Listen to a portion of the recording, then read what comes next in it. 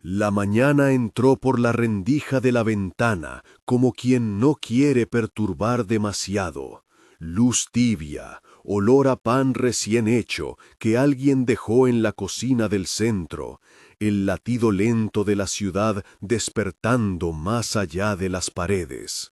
Me quedé unos minutos en silencio, con la libreta abierta sobre la mesa y una taza todavía caliente entre las manos. En la libreta había nombres que era necesario no olvidar. Rosa, Mateo, la familia que llegó anoche a la estación, la vieja señora que espera medicación cada lunes. Las páginas tenían borrones de tinta y una esquina doblada. Estaban ahí para recordarme que la oración tiene manos que deben ponerse en marcha. Antes de comenzar, te invito a quedarte hasta el final. Si este mensaje toca tu corazón, suscríbete y activa las notificaciones para que podamos seguir compartiendo caminos de esperanza y servicio. Si te animas, deja un like y comparte esto con alguien que necesite escuchar que no está solo. Quédate conmigo un rato más. Quiero orar y después contar lo que la oración nos llevó a hacer hoy. Señor, me acerco a ti con las manos vacías y la libreta en el regazo. No te traigo soluciones hechas, traigo rostros y nombres, rostros que duelen y nombres que se aferran a la esperanza.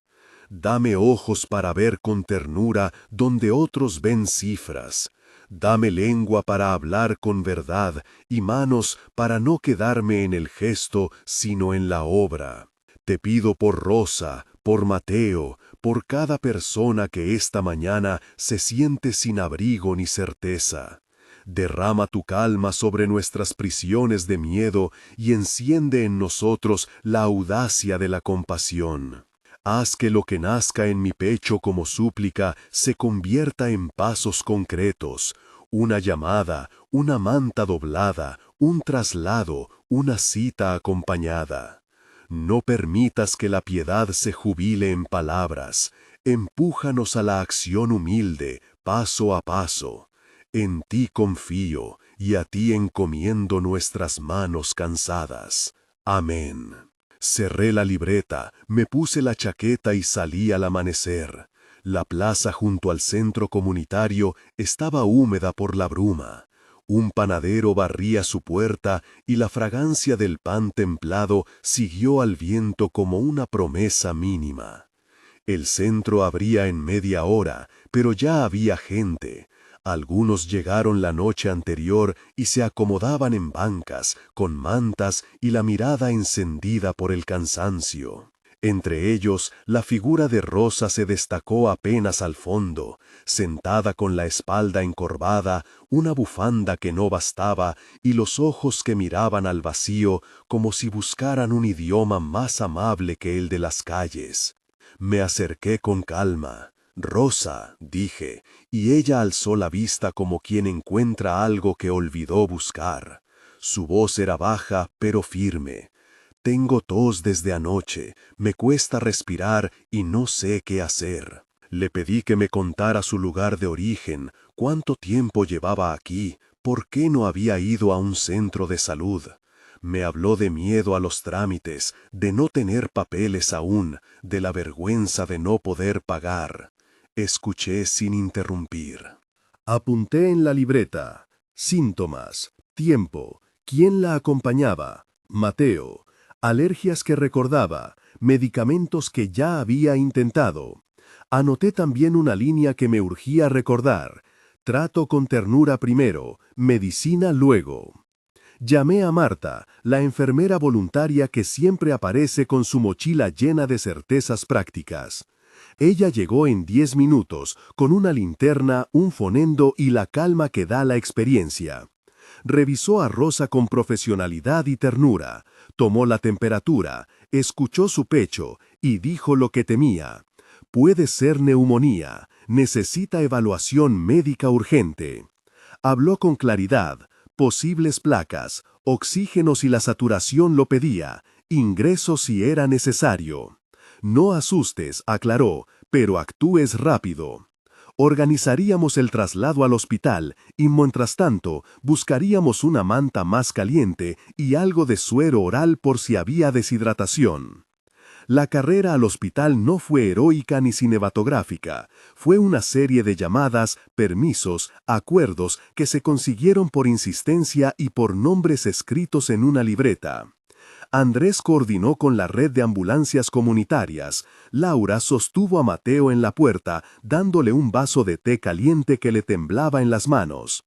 En el camino, yo recé en voz baja, no porque esperara un milagro que el sistema no podía garantizar, sino pidiendo calma para todos, claridad para las decisiones y recursos para quien la tendría que acompañar después. En la sala de urgencias, el olor antiséptico se mezclaba con el rumor de máquinas y voces. Presenté la documentación que pudo hacerse, la identidad de Rosa, la declaratoria de quien la acompañaba, mis datos como referencia del centro, y pedí compasión más que privilegios. Marta explicó la situación con precisión clínica. Una trabajadora social nos miró con atención y nos pidió esperar para completar formularios. Fue un encuentro de logística y humanidad. El hospital tenía renglones llenos, pero también rostros que respondieron a la llamada de ayuda. A los costados, pacientes y familias, algunos con historias largas de abandono, otros con urgencias recientes, todos en su vulnerabilidad reclamando dignidad. Dentro del box, la radiografía contó lo que el oído de Marta había supuesto. Rosa tenía consolidación en un lóbulo, había neumonía. Respiraba con esfuerzo, pero no al borde del abismo. Con ese diagnóstico, el equipo propuso ingreso para tratamiento, antibióticos por vía intravenosa y fisioterapia respiratoria. Ella asintió con la cabeza, más aliviada por sentirse reconocida que por el procedimiento. Nos pidieron que designáramos a un acompañante para las gestiones y el seguimiento. Mateo, con las manos aún temblorosas, ofreció quedarse. Le expliqué las siguientes etapas: medicamentos, controles de saturación, posibles días de hospitalización, necesidad de ayudar con documentos para acceder a servicios sociales. Le di mi número y le dije que volvería en cuanto pudiera. Salir del hospital me dejó con una sensación agridulce, el suspiro del alivio por una vida salvada de un desenlace inmediato, y la conciencia de que la cura sería solo una etapa. La calle seguía igual, gente apurando el paso, vendedores de café, un camión que anunciaba fruta. Volvimos al centro con una manta adicional, una bolsa con galletas y una lista de tareas que parecía pequeña frente a la complejidad del caso. En la libreta anoté: coordinar seguimiento posalta, gestionar medicación, buscar opciones de vivienda temporal si fuera necesario, vincular con ONG local para apoyo legal en trámites migratorios, hablar con la parroquia vecina para visitas. Esa libreta era un mapa de fidelidad, cada nombre una promesa de regreso. En la tarde, la estación recibió una oleada de familias que buscaban cobijo por unas horas. Habían perdido su conexión por la noche, algunos portaban mochilas con lo imprescindible y otros llevaban sueños rotos. Entre ellos, un niño pequeño que no dejaba de tocar la punta de su manta, como si fuera un talismán. Lo invité a la mesa donde servíamos pan. El pan que rompíamos compartido era humilde y cálido, y el acto de partirlo tenía una reverencia silenciosa. Manos que se acercaban, conversaciones que se abrían. Uno de los voluntarios, Andrés, cortó pedazos pequeños para los niños. «Aquí tienes», dijo, y el niño sonrió como si recuperara por un segundo la seguridad de un hogar. Fue un gesto diminuto, pero la ternura con la que se ofreció cambió a la persona que recibía. Esa noche, en el pequeño salón del centro, organizamos turnos para acompañar llamadas telefónicas y trámites. Llamamos a una trabajadora social pública que apuntó opciones de programas de emergencia. Llamamos a una ONG que provee alojamiento temporal por plazos cortos y a otra que apoya con kits de higiene. La coordinación fue, más que nada, insistencia paciente. Llamar, explicar, insistir de nuevo, enviar correos, recoger formularios. No todo coincidió a la primera. Muchas veces chocamos con papeleo, falta de recursos y plazos que parecían diseñados para desalentar. Fue ahí donde la fe práctica se mostró como perseverancia. Volver a sentarse en la mesa, completar un formulario una vez más, llevar una copia de un documento que no era perfecto, pero que abría una puerta. En medio de esa noche larga, me detuve un momento en la cocina. Una lámpara pequeña iluminaba la libreta abierta. La tinta comenzaba a perfilar la red de tareas. Respiré hondo y formé una oración breve. Señor, dame paciencia para los procesos largos, justicia para los que la necesitan y manos dispuestas cuando yo me sienta cansado. Haznos memoria de que cada trámite es la vida de alguien. Llévanos a persistir con amor. Amén. Al día siguiente, cuando fui al hospital para ver cómo iba Rosa, encontré a Marta con su bata aún manchada de café y la sonrisa cansada que no abandona. Estable, dijo, responde a los antibióticos, la fisioterapia viene mañana. Sistema. Mateo me miró como quien no cree del todo en la buena noticia, pero la recibe con una gratitud contenida que estalla en lágrimas a solas. Habíamos logrado, por ahora, que la crisis no terminara en pérdida. Pero la historia continuaba. Después del alta, habría que encontrar seguimiento médico, medios para que Mateo pudiera trabajar y tiempo para reparar el sueño interrumpido de Rosa. Y por encima de todo, alojamiento seguro. Me senté junto a la cama y le tomé la mano. Su piel estaba tibia, y en esa tibieza había algo parecido a la esperanza que la mañana había traído. No todo fue hospital y burocracia. Hubo encuentros que me enseñaron más que cualquier formulario. Una tarde, una señora llamada doña Elena vino al centro con una olla de sopa. Dijo que no podía hacer gran cosa, pero que quería compartir. Su gesto encendió conversaciones. Se ofreció a reunir ropa. Otra vecina propuso coser mantas pequeñas.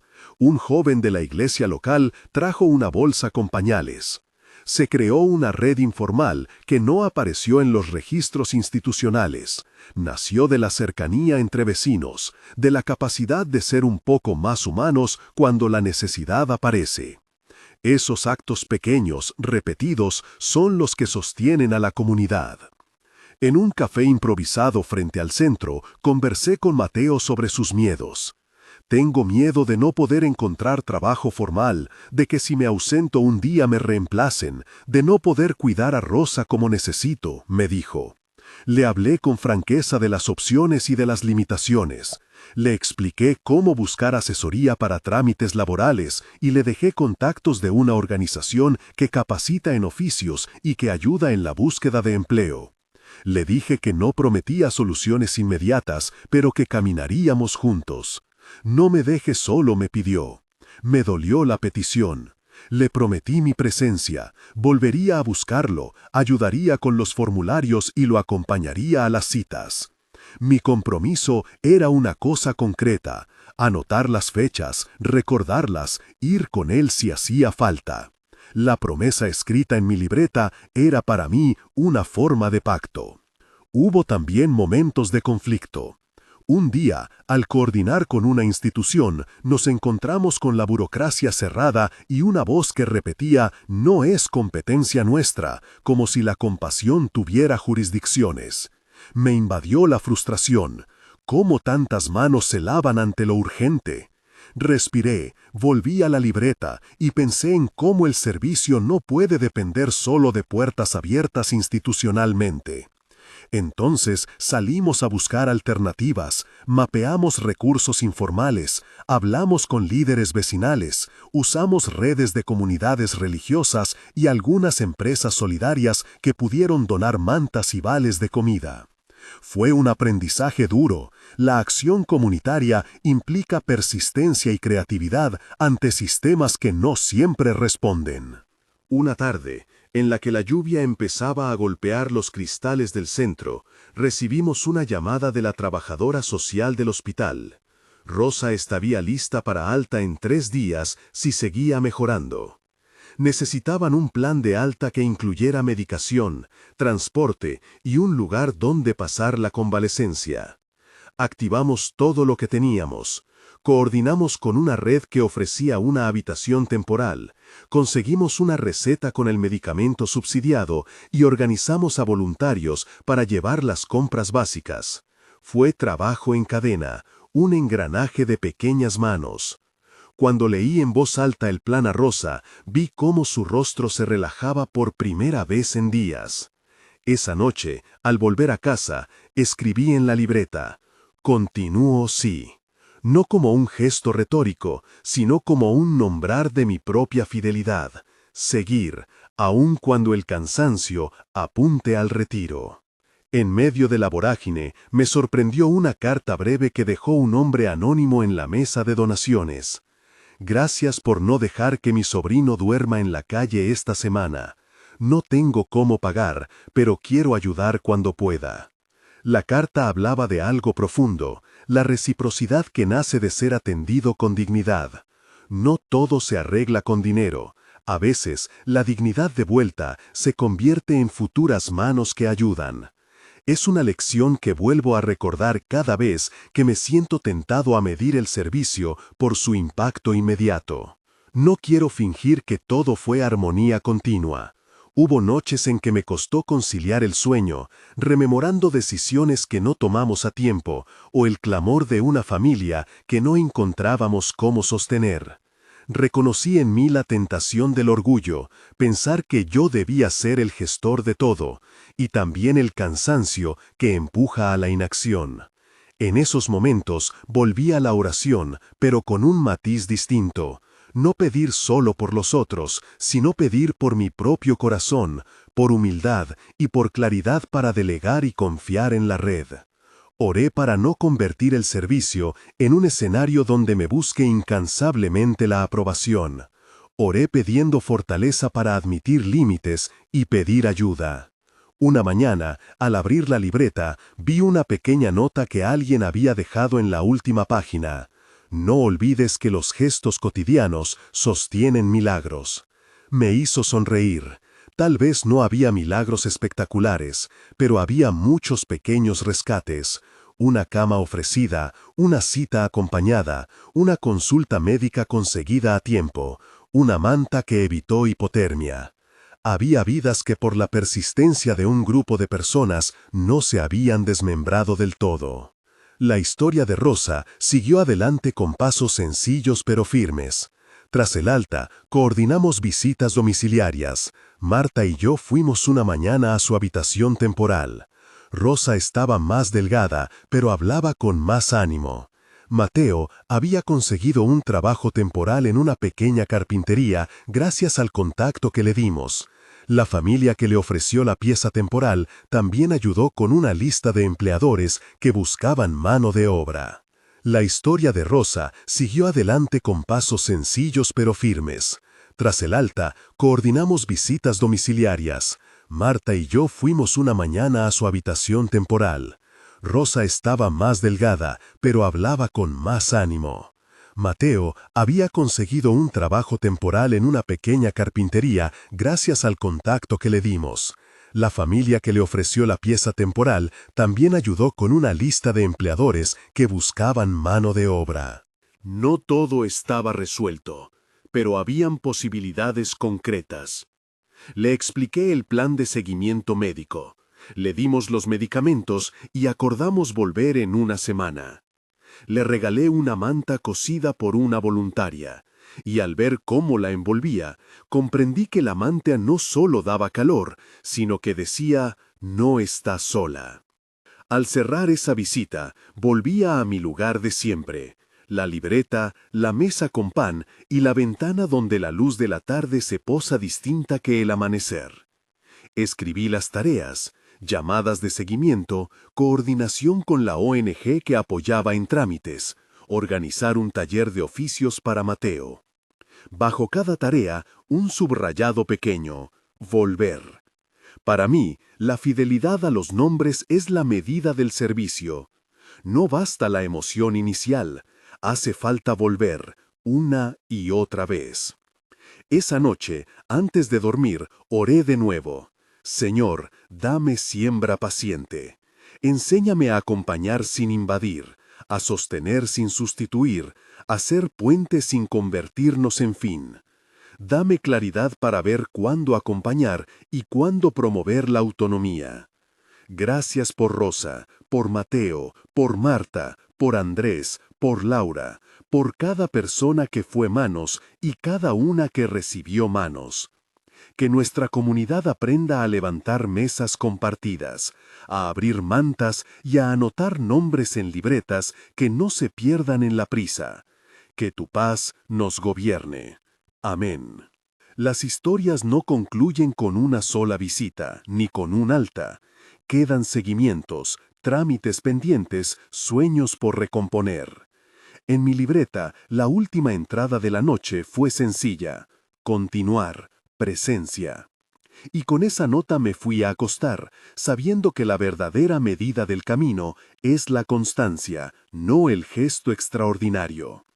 Al amanecer siguiente, me encontré como de costumbre, con la libreta abierta y el café humeante junto a la ventana. Afuera, el barrio se desperezaba con el ruido de una panadería y el chirrido de una bicicleta que repartía periódicos. En la mesa había 3 sobres con recibos.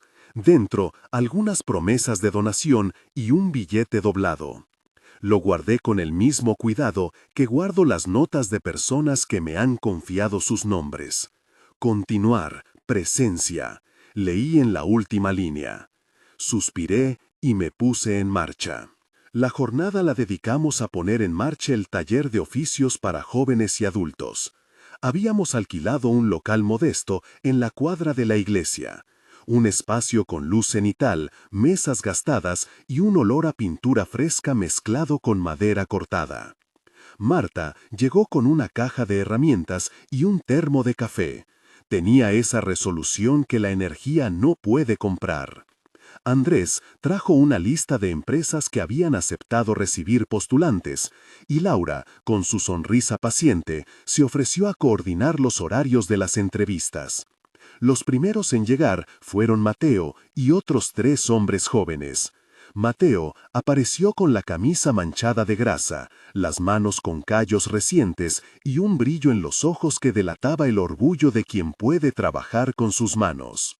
Al ver la mesa llena de piezas de madera, clavijas y serruchos, su rostro se iluminó, pero la alegría duró poco. Al sentarse, sus dedos tropezaron con un destornillador y la pieza que estaba armando se desarmó con un golpe seco.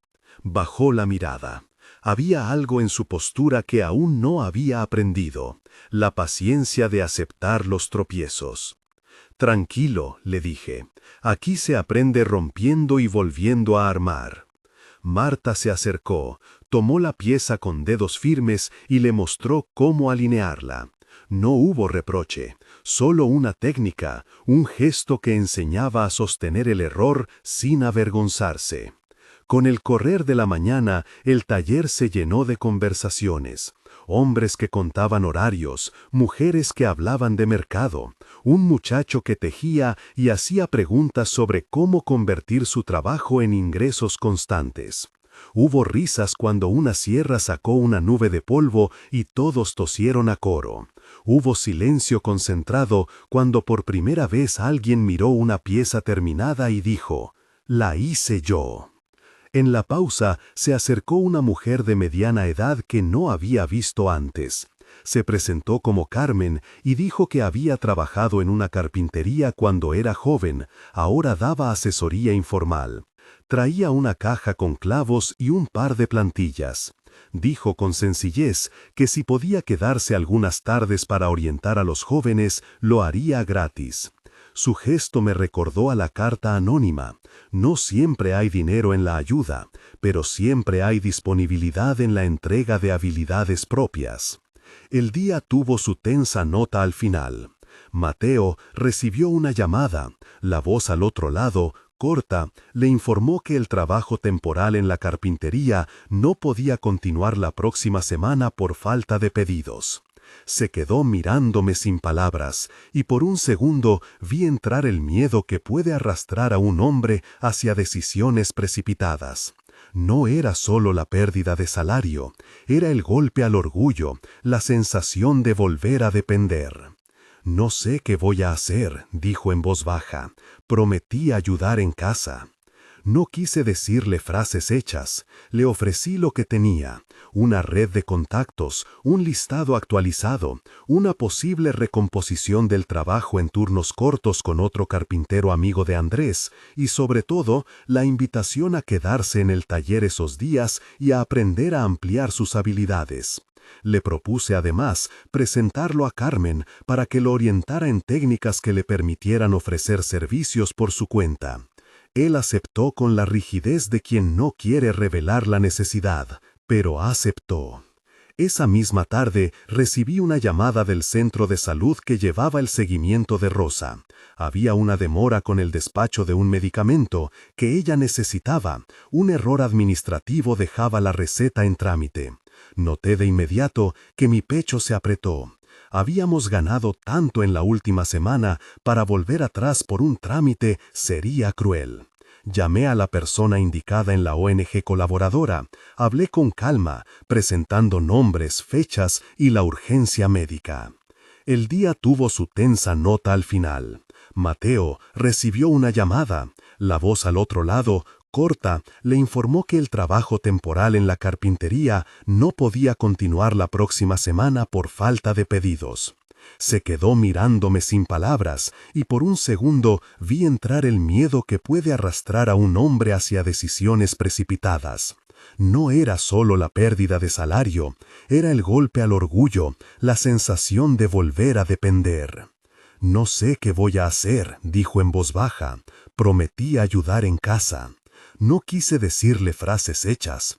Le ofrecí lo que tenía, una red de contactos, un listado actualizado, una posible recomposición del trabajo en turnos cortos con otro carpintero amigo de Andrés, y sobre todo, la invitación a quedarse en el taller esos días y a aprender a ampliar sus habilidades. Le propuse además presentarlo a Carmen para que lo orientara en técnicas que le permitieran ofrecer servicios por su cuenta. Él aceptó con la rigidez de quien no quiere revelar la necesidad, pero aceptó. Esa misma tarde recibí una llamada del centro de salud que llevaba el seguimiento de Rosa. Había una demora con el despacho de un medicamento que ella necesitaba. Un error administrativo dejaba la receta en trámite. Noté de inmediato que mi pecho se apretó. Habíamos ganado tanto en la última semana, para volver atrás por un trámite sería cruel. Llamé a la persona indicada en la ONG colaboradora, hablé con calma, presentando nombres, fechas y la urgencia médica. No fue una conversación de reproches, sino de quienes saben que el tiempo puede ser la diferencia entre estabilizarse y caer de nuevo.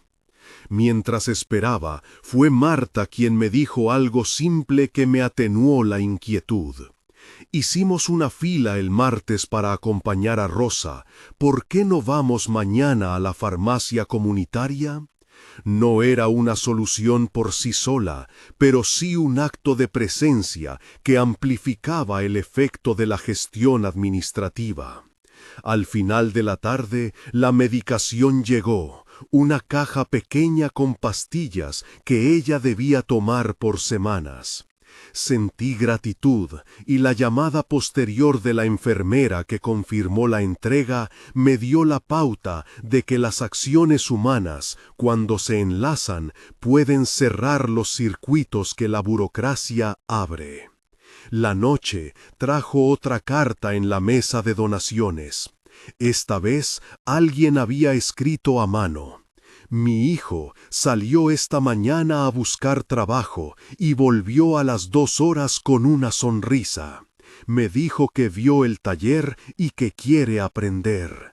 Gracias por abrir la puerta». Guardé esa nota junto con las otras. Empecé a notar un fenómeno sutil. La presencia repetida estaba deshaciendo la vergüenza. Para algunos, venir significaba admitir necesidad. Para otros, significaba reencontrar una dignidad olvidada. La red se hacía visible en esas notas. Al cabo de unos días, organizamos una reunión con vecinos y pequeños comerciantes. La idea era simple: explicar lo que hacíamos y pedir ideas concretas para sostenerlo. No pretendíamos fundar una gran institución, queríamos pedir que alguien prestara su máquina de coser un día a la semana, que otro ofreciera una pequeña plaza de trabajo, que un tercero aceptara guardar piezas en su local. El barrio respondió con pequeñas donaciones: telas, herramientas, café en bolsas para la merienda del taller. Un viejo zapatero, cuya tienda tenía un cartel amarillo y un mostrador lleno de curtiduras, ofreció enseñar a coser suelas una tarde a la semana. La red se volvía tejido. Rosa mejoraba de a poco. Había días en que su voz temblaba al hablar de expectativas, y otros en que su risa, todavía débil, se colaba en la habitación. Una tarde, mientras Marta y yo la acompañábamos, trajo a conversación un nombre que hasta entonces había mantenido en silencio: su padre. Nos contó que hacía años no hablaba con él, que entre ecos de vergüenza y silencios la relación se había roto. Hablaron de cómo la adicción no era solo un asunto individual, sino un mapa que deja señas en otros cuerpos. Le propusimos, con cuidado, la opción de una reunión mediada por alguien de confianza, y ella, con temor, aceptó la posibilidad de intentar restituir un lazo. No todo fue avance sostenido. Una tarde, mientras revisaba la libreta, encontré una anotación que me hizo detener la respiración. Andrés se ausentó del grupo. Era una nota corta, escrita por mí mismo tras una conversación telefónica apresurada.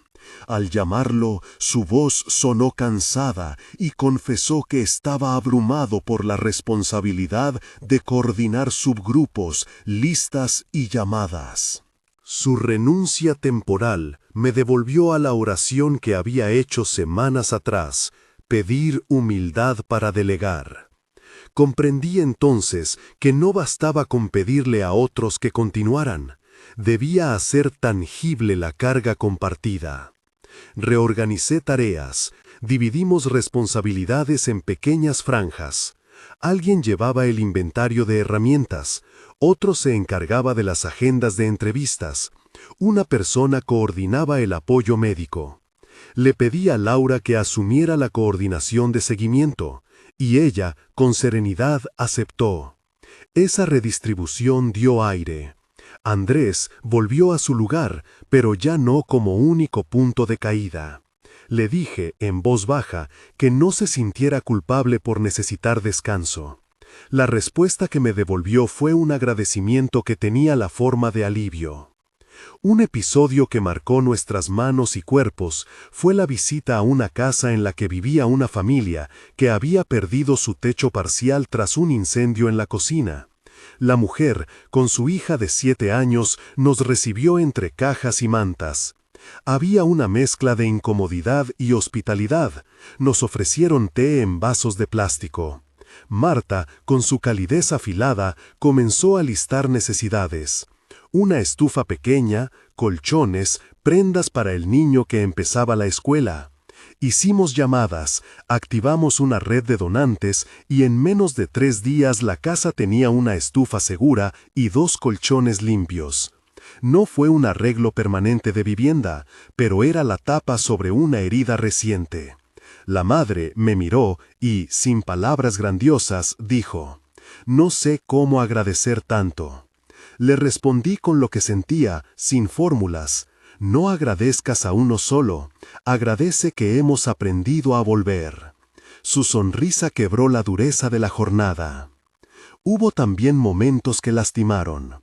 Una noche, después de una reunión extensa, abrí la libreta y encontré una palabra que no esperaba: límites. Era una nota que me había dejado mi propia mano como recordatorio. Había reclamaciones de vecinos que creían que podíamos resolver cualquier urgencia, que pedían solución inmediata a problemas que excedían nuestra escala. Aprender a decir no cuando era necesario fue una lección dura y necesaria. Dije no a solicitudes que implicaban poner en riesgo recursos que debían destinarse a quienes realmente tenían menos opciones. Dije no cuando la demanda ponía en peligro la sostenibilidad del proyecto.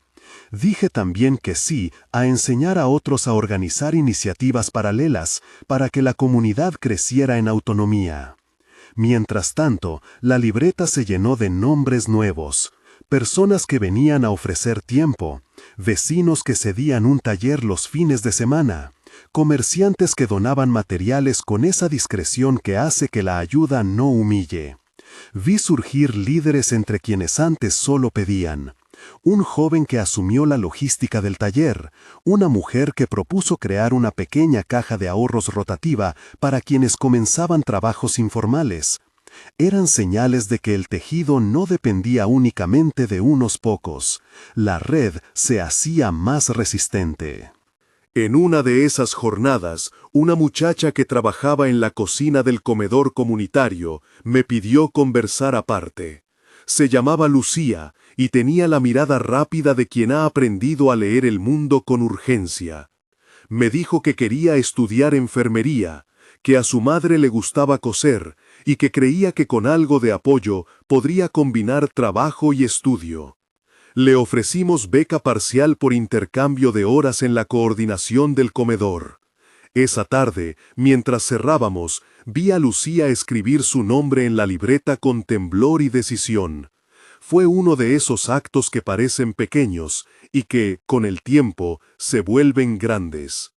El modo en que el barrio se fue apropiando del proyecto fue paulatino. Se notaba en las conversaciones del mercado, en la forma en que los adultos mayores se sentaban a tejer mientras cuidaban a varios niños, en el grupo de señoras que organizó un trueque de ropas para las familias.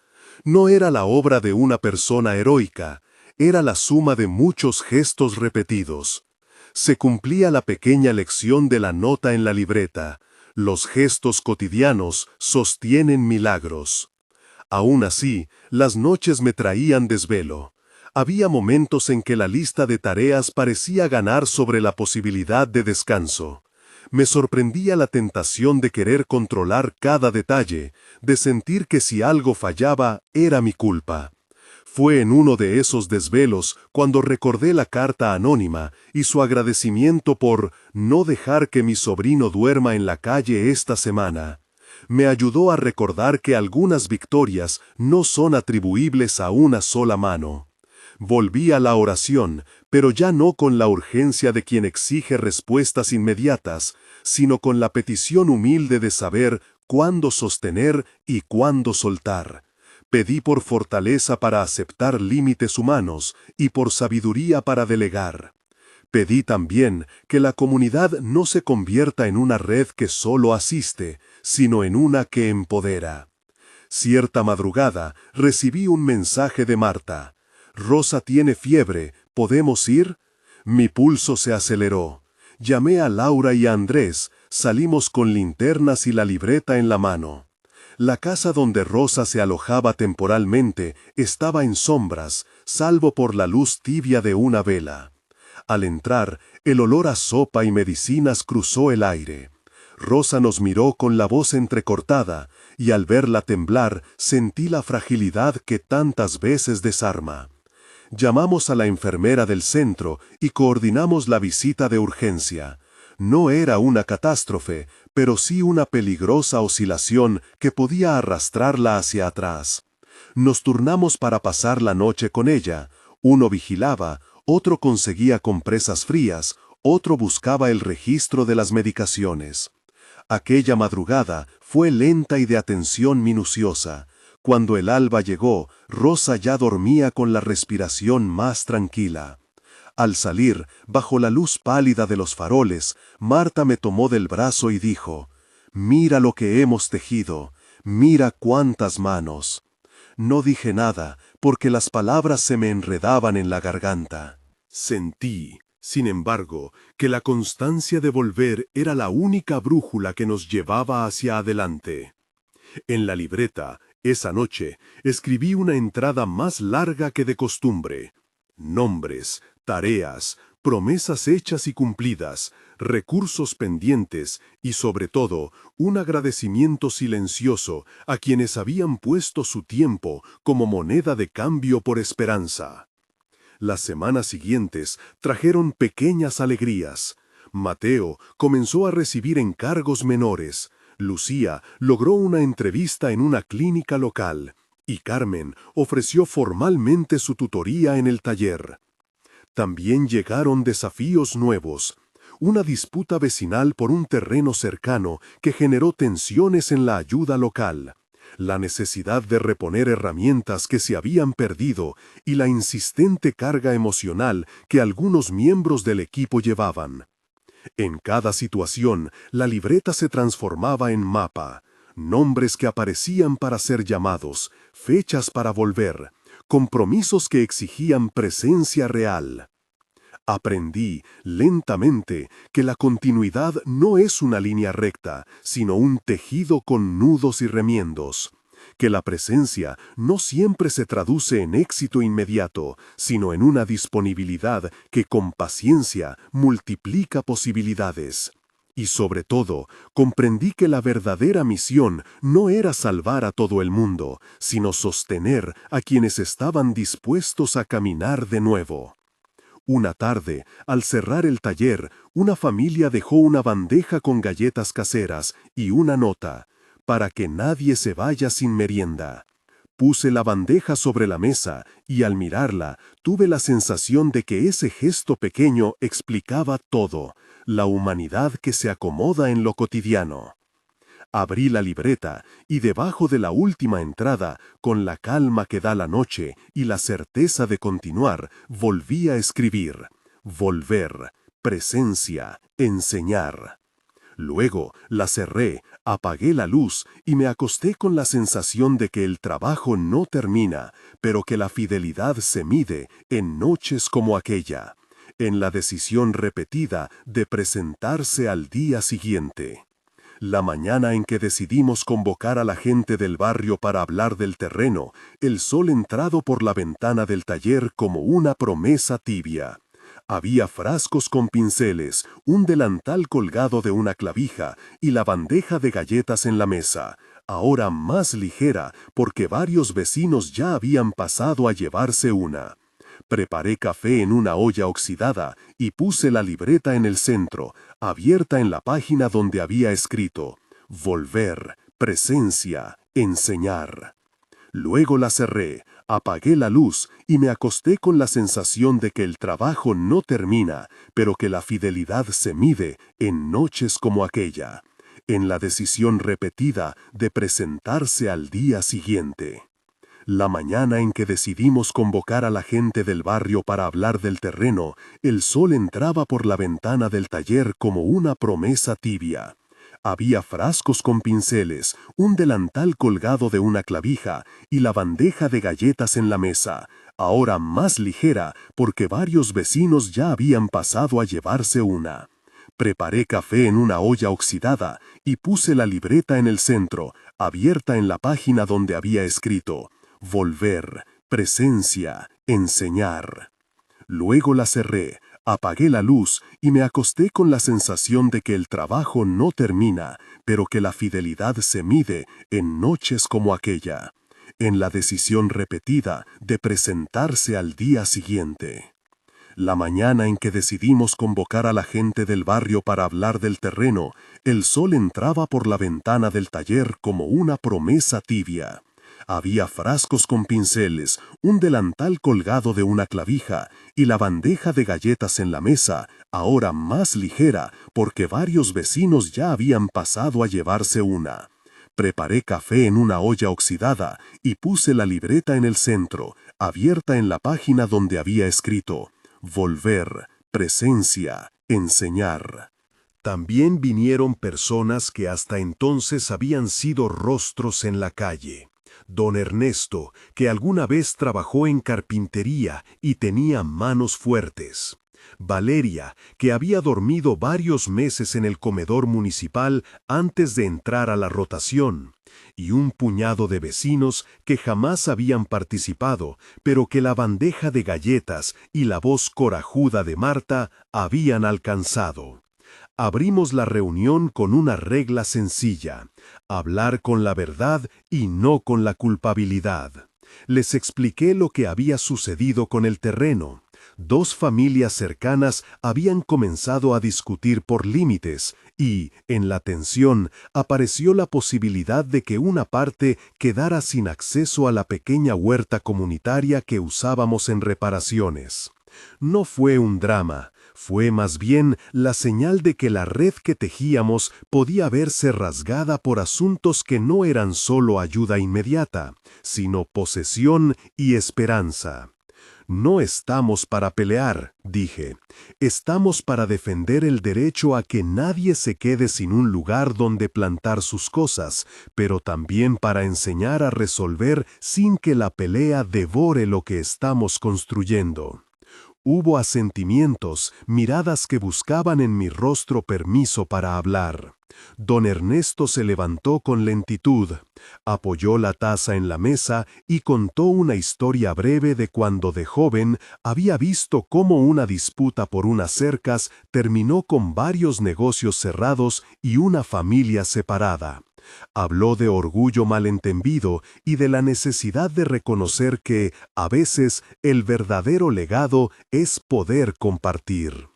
Entonces apareció la primera divergencia clara. Una vecina, Teresa, dijo que había que contratar a alguien que arregle esto de una vez, que necesitábamos papeles, permiso y que no bastaba con palabras. Otro, un muchacho llamado Rubén, propuso plantar lechugas en la madrugada y así marcar el territorio con hechos. Carmen, con voz cálida, sugirió usar el dinero que habían juntado en una colecta para reconstruir una cerca común y proponer una escritura comunitaria. Escuché cada propuesta sin interrumpir. Dentro de mí se daban vuelta las mismas preguntas que últimamente no me dejaban dormir. ¿Cuánto sostener? ¿Cuánto empujar? ¿Cuándo abrir la mano para que otros tomaran las riendas? La libreta parecía un espejo. En sus hojas estaban las huellas de lo que habíamos sido capaces de hacer, pero también el peso de lo que aún no habíamos aprendido a delegar. Al terminar la reunión, consensuamos un plan provisional: abrir conversaciones con ambas familias en disputa, organizar una jornada de trabajo para reparar el espacio y, sobre todo, formar un pequeño comité que llevara las decisiones. No solo una persona al frente, sino un grupo rotativo donde cada voz tuviera palabra. Laura y Andrés aceptaron coordinar la logística. Marta ofreció encargarse de la comunicación con las familias afectadas. Yo tomé la libreta y escribí en letra torpe los nombres del comité. No fue una solución mágica, pero fue un paso hacia un lugar donde la responsabilidad fuera compartida. Los días que siguieron estuvieron llenos de manos en la tierra. Pusimos postes nuevos. Don Ernesto enseñó a varios, con paciencia, a usar la cepilladora y las medidas del oficio. Rubén y algunos jóvenes pintaron carteles hechos a mano. Huerta de la comunidad, uso común. La sensación que más me sorprendía era ver a quienes habían sido beneficiarios convertidos en maestros. Mateo, que hasta hace poco había recibido encargos mínimos, ahora ayudaba a diseñar un sistema de riego artesanal. Lucía organizaba turnos de limpieza para la fila de la clínica. Carmen empezó a cobrar por sus tutorías, no como jefe, sino como parte de una red de apoyo.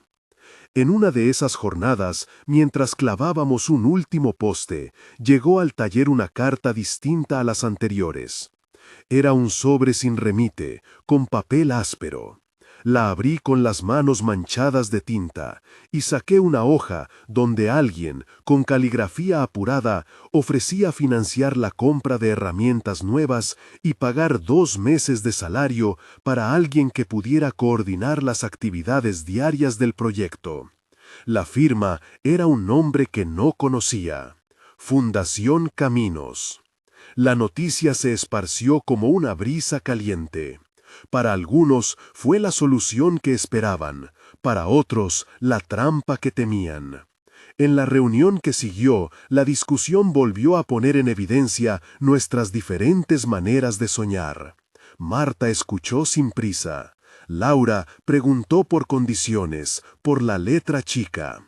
Andrés, con su habitual ponderación, dijo que aceptar dinero sin plan era como poner un andamio sin verificar si la casa está firme. Carmen, por su parte, vio la oportunidad de formalizar su taller y quizás pagar sus propias deudas.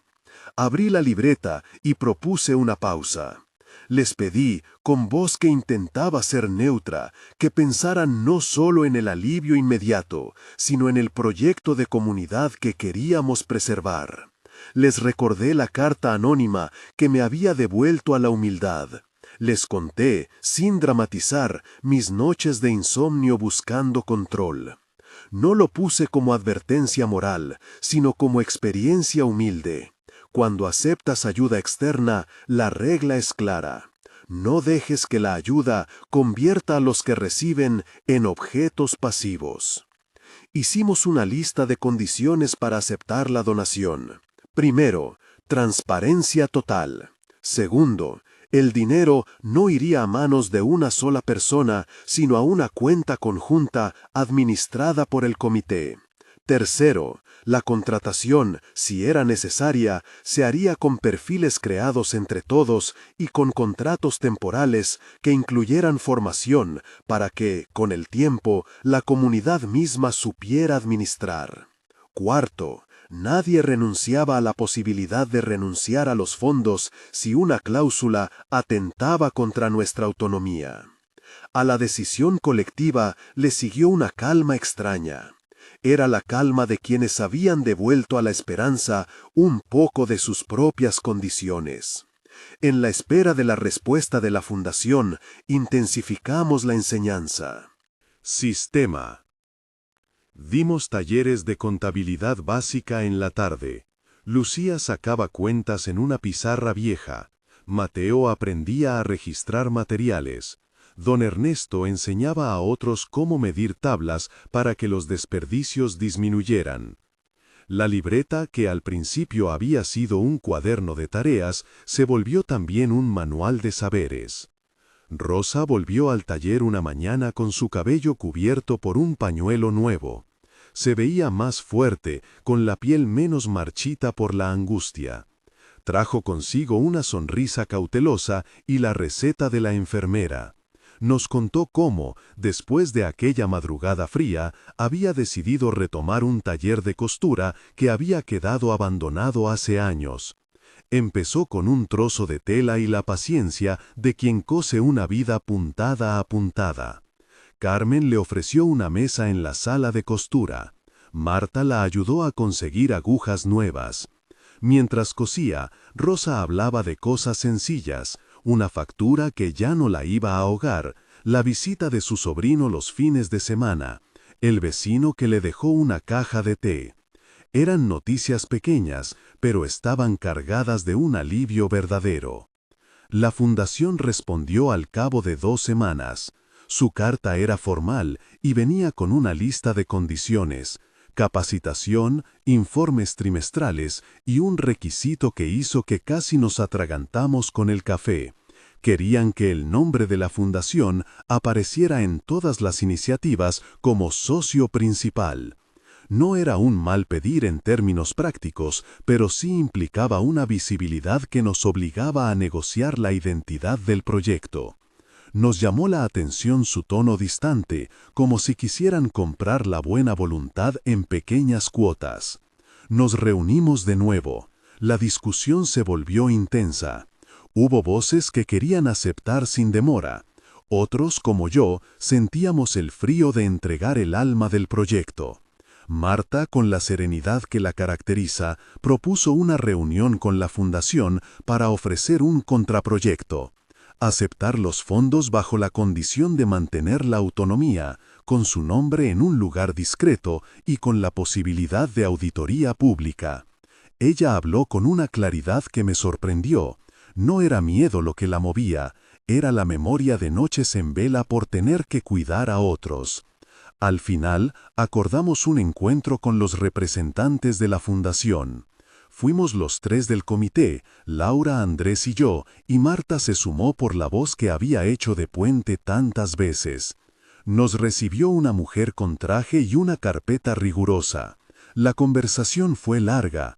Había términos técnicos que nos dijeron poco, pero al intercambiar la palabra y la mirada, nuestras diferencias quedaron tatuadas en la mesa. Ofrecimos la contrapropuesta: fondos condicionados a autonomía, visibilización discreta, andamiaje formativo para la comunidad y un plazo de evaluación. La mujer hizo una anotación, pidió tiempo y nos dejó con una promesa cautelosa. Regresamos caminando en silencio. La ciudad en esa hora olía a pan recién hecho y a humo de parrillas. Yo llevaba la libreta en la bolsa, y al llegar al taller sentí la fatiga en los huesos y una esperanza que no era plena, pero sí real. Esa noche escribí, con la calma que me había costado encontrar, una entrada nueva. No somos un proyecto que se vende, somos manos que aprenden. Lo dejé ahí como una consigna y una advertencia.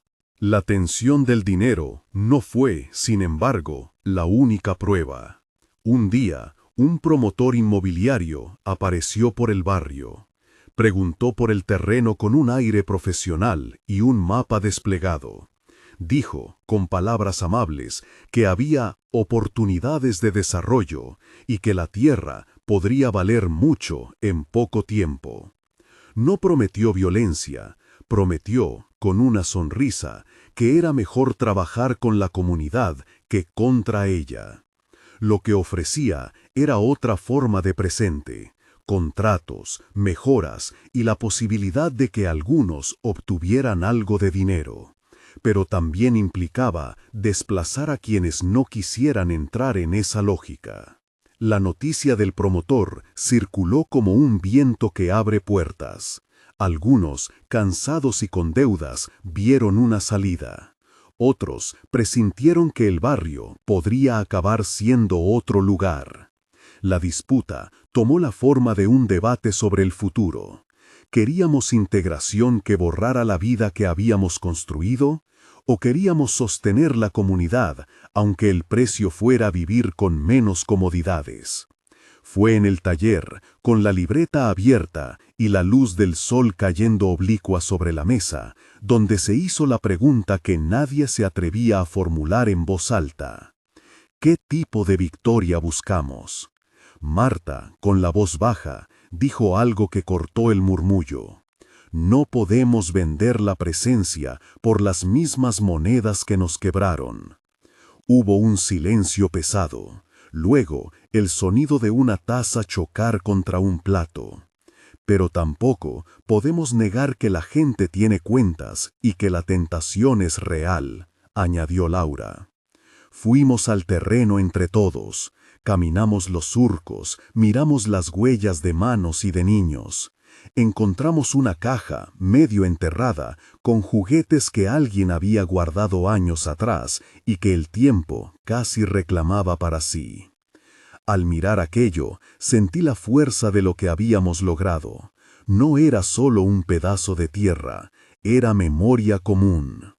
Hablé entonces, sin grandilocuencia, de la posibilidad de consolidar esa memoria mediante acuerdos que no nos desarmaran. Propuse una idea, que, si llegaba una propuesta externa, la comunidad tuviera la primera palabra, y sobre todo, que cualquier oferta que implicara cambios sustanciales debía pasar por una votación en asamblea abierta.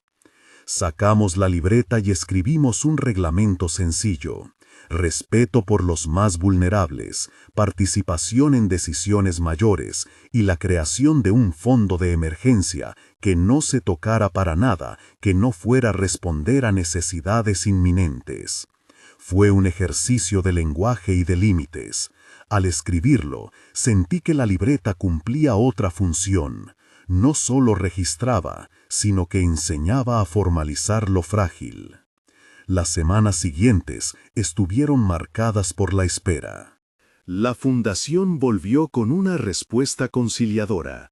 Aceptaba la mayoría de nuestras condiciones, pero pedía acceso a ciertas estadísticas y a una figura de supervisión. El promotor, por su parte, volvió a ofrecernos un plan en el que algunos vecinos podrían ser reubicados con compensación. La oferta encendió una tormenta de debates y de lágrimas. En medio de esa incertidumbre, sucedió algo que me devolvió la calma. Una tarde, en el taller, Marta organizó una sesión donde enseñó a coser a varios jóvenes que hasta entonces se habían dedicado a otras tareas. Al principio fue torpe, agujas que se rompían, telas que no coincidían. Pero, poco a poco, las puntadas se hicieron regulares. Uno de los chicos, que nunca había sostenido una aguja con esa intención, dijo en voz baja: «Esto me hace sentir que puedo comenzar otra cosa». Y en la sala se generó una risa como si la esperanza, tanteando, hubiera encontrado otra entrada. Esa noche salí a caminar solo unos minutos. La ciudad respiraba a tregua. Me detuve frente al taller y miré la luz que salía por la ventana. El humo del café, las sombras de manos que trabajaban. Pensé en las noches de desvelo y en la carta anónima que alguna vez me consoló. Pensé en la libreta, en la constancia que había pedido a Dios sin saber cómo pedirlo. Recordé, sobre todo, la sensación de que nuestro trabajo no era controlar el mundo, sino aprender a acompañarlo de tal manera que quienes pasaran por nuestras manos aprendieran a su vez a sostener. Al volver al taller, la sala olía a pan y a costura. Rosa me saludó con una sonrisa completa. Mateo me mostró una pequeña grapa que había hecho para un pedido en la ferretería del barrio. Lucía me contó del primer día en que permitió que una paciente la llamara por su nombre y no por la voluntaria. Carmen me trajo un cuaderno con ejercicios de gramática que pensaba usar en sus tutorías pagadas. Marta me tomó del brazo con esa familiaridad que ya no es solo compañerismo, sino la forma en que se reconocen las redes. Abrí la libreta y escribí: enseñar para desaparecer. No como abandono, sino como un deseo de que la comunidad llegue a un punto donde mi presencia no sea indispensable, donde la fidelidad no dependa de mí. Cerré la libreta y saqué la llave del taller. Afuera, la noche era un manto sereno. Sabía que los desafíos no iban a cesar. La fundación podía poner condiciones, el promotor podía volver con una oferta más seductora. Pero también sabía que la línea que habíamos trazado entre sostener y controlar estaba más clara. Antes de apagar la luz, miré a Marta y le dije: «Mañana vamos a la casa de la familia que está en disputa». Ella asintió sin sorpresa. «Y yo voy contigo», respondió, «no para salvar, sino para acompañar». Salimos con linternas en los bolsillos y la libreta en la mano, como siempre. Caminamos los senderos que conocen las huellas de tantos pasos. Sistema.